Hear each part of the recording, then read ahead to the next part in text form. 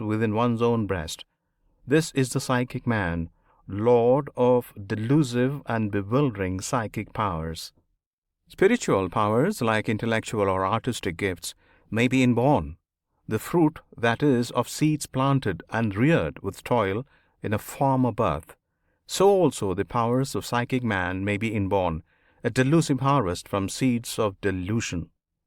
Psychical powers may be gained by drugs, as poverty, shame, debasement may be gained by the self same drugs. In their action, they are baneful, cutting the man off from consciousness of the restraining power of his divine nature, so that his forces break forth exuberant, like the laughter of drunkards, and he sees and hears things delusive. While sinking, he believes that he has risen. Growing weaker, he thinks himself full of strength. Beholding illusions, he takes them to be true. Such are the powers gained by drugs. They are wholly psychic, since the real powers, the spiritual, can never be so gained. Incantations are affirmations of half-truths concerning spirit and matter, what is and what is not, which work upon the mind and slowly build up a wreath of powers and a delusive well-being. These too are of the psychic realm of dreams. Lastly, there are the true powers of the spiritual man, built up and realized in meditation, through reverent obedience to spiritual law, to the pure conditions of being in the divine realm. 2. The transfer of powers from one venture to another comes through the flow of the natural creative forces. Here, if we can perceive it, is the whole secret of spiritual birth, growth, and life. Spiritual being, like all being, is but an expression of the self, of the inherent power and being of Atma, inherent in the self or consciousness and will, which have as their lordly heritage the wide sweep of the universe throughout eternity, for the self is one with the eternal, and the consciousness of the self may make itself manifest as seeing, hearing, tasting, feeling, or whatsoever perceptive powers there may be, just as the white sunlight may divide into many colored rays. So may the will of the self manifest itself in the uttering of words, or in handling, or in moving, and whatever powers of action there are throughout the seven worlds. Where the self is, there will its powers be. It is but a question of the vesture through which these powers shall shine forth. And wherever the consciousness and desire of the ever creative self are fixed, there will a vesture be built up. Where the heart is, there will the treasure be also. Since through the ages the desire of the self has been toward the natural world, wherein the self sought to mirror himself that he might know himself, therefore a vesture of natural elements came into being, through which blossomed forth the self's powers of perceiving and of will, the power to see, to hear, to speak, to walk, to handle. And when the self thus came to self-consciousness, and with it to a knowledge of his imprisonment, shall set his desire on the divine and real world, and raise his consciousness thereto, the spiritual vesture shall be built up for him there, with its expression of his inherent powers. Nor will migration thither be difficult for the self, since the divine is no strange or foreign land for him, but the house of his home, where he dwells from everlasting. 3. The apparent immediate cause is not the true cause of the creative nature powers, but, like the husbandman in his field, it takes obstacles away. The husbandman tills his field, breaking up the clods of earth into fine mould, penetrable to air and rain. He sows his seed, carefully covering it, for fear of birds and the wind. He waters the seed-laden earth, turning the little rills from the irrigation tank now this way and that, removing obstacles from the channels, until the even how of water vitalizes the whole field. And so the plants germinate and grow, first the blade, then the ear, then the full corn in the ear. But it is not the husbandman who makes them grow. It is first the miraculous plasmic power in the grain of seed, which brings forth after its kind. Then the alchemy of sunlight, which, in presence of the green colouring matter of the leaves, gathers hydrogen from the water and carbon from the gases in the air, and mingles them in the hydrocarbons of plant growth, and finally the wholly occult vital powers of the plant itself, stored up through the ages and flowing down from the primal sources of life. The husbandman but removes the obstacles. He plants and waters, but God gives the increase. So with the finer husbandman of diviner fields. He tills and sows, but the growth of the spiritual man comes through the surge and flow of divine creative forces and powers. Here again God gives the increase. The divine self puts forth, for the manifestation of its powers, a new and finer vesture, the body of the spiritual man. 4. Vestures of consciousness are built up in conformity with the Boston of the feeling of selfhood. The self, says a great teacher, in turn attaches itself to three vestures. First, to the physical body, then to the finer body, and thirdly, to the casual body. Finally, it stands forth radiant, luminous, joyous as the self. When the self attributes itself to the physical body, there arises the states of bodily consciousness built up about the physical self. When the self, breaking through this first illusion, begins to see and feel itself in the inner body, to find selfhood there, then the states of consciousness of the finer body comes into being, or, to speak exactly, the finer body and its states of consciousness arise and grow together. But the self must not dwell permanently there. It must learn to find itself in the casual body, to build up the wide and luminous fields of consciousness that belong to that. Nor must it dwell forever there, for there remains the fourth state, the divine, with its own splendor and everlastingness.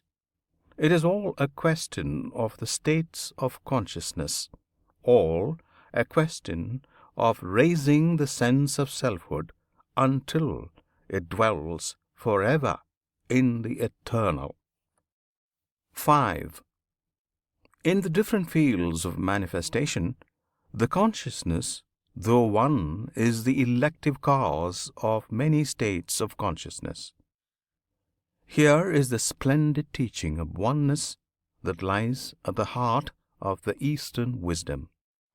Consciousness is ultimately one, everywhere and forever. The Eternal, the Father, is the one self of all beings. And so, in each individual who is but a facet of that self, consciousness is one. Whether it breaks through as the dull fire of physical life, or the murky flame of the psychic and passional, or the radiance of the spiritual man, or the full glory of the divine, it is ever the light, not but the light. The one consciousness is the effective cause of all states of consciousness on every plane. 6. Among states of consciousness, that which is born of contemplation is free from the seed of future sorrow. When the consciousness breaks forth in the physical body, and the full play of bodily life begins, its progression carries with it inevitable limitations. Birth involves death, meetings have their partings, hunger alternates with satiety, age follows on the heels of youth.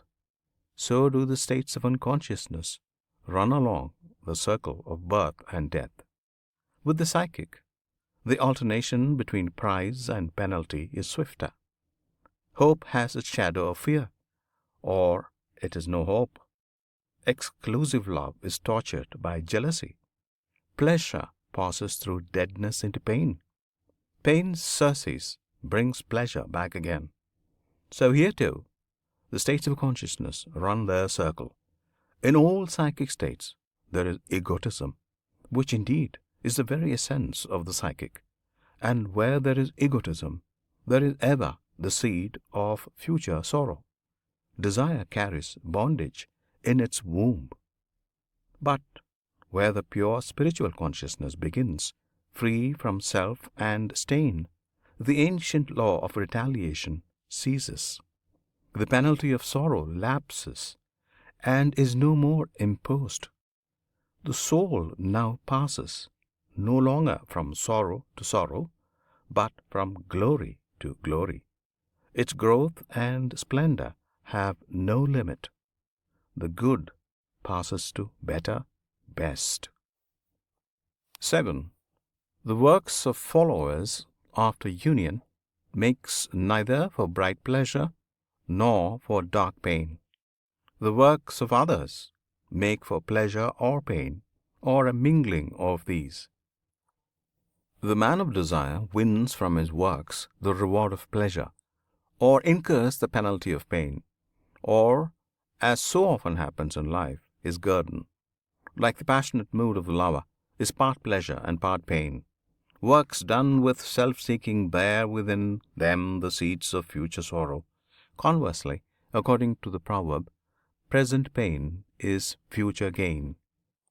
But for him who has gone beyond desire, whose desire is set on the eternal, neither pain to be avoided nor pleasure to be gained inspires his work. He fears no hell and desires no heaven. His one desire is to know the will of the Father and finish His work. He comes directly in line with the divine will and works cleanly and immediately without longing or fear. His heart dwells in the eternal. All his desires are set on the eternal. 8. From the force inherent in works comes the manifestation of those dynamic mind images which are conformable to the ripening out of each of these works. We are now to consider the general mechanism of karma, in order that we may pass on to consideration of him who is free from karma. Karma, indeed, is the concern of the personal man, of his bondage or freedom. It is the succession of the forces which built up the personal man, reproducing themselves in one personality after another. Now let us take an imaginary case to see how these forces may work out. Let us think of a man with murderous intent in his heart, striking with a dagger at his enemy. He makes a red wound in his victim's breast. At the same instant, he paints in his own mind a picture of that wound, a picture dynamic with all the fierce will power he has put into his murderous blow. In other words, he has made a deep wound in his own psychic body, and when he comes to be born again, that body will become his outermost vesture, upon which, with its wound still there, bodily tissues will be built up. So the man will be born maimed, or with the predisposition to some mortal injury. He is unguarded at that point, and any trifling accidental blow will pierce the broken joints of his psychic armor. Thus do the dynamic mind images manifest themselves, coming to the surface, so that works done in the past may ripen and come to fruition. 9. Work separated by different nature or place or time, or brought together by the correspondence between memory and dynamic impression. Just as in the ripening out of mind images into bodily conditions, the effect brought about by the ray of creative force sent down by the self, somewhat as the light of the magic lantern projects the details of a picture on the screen, revealing the hidden and making secret things palpable and visible, so does the divine ray exercise a selective power on the dynamic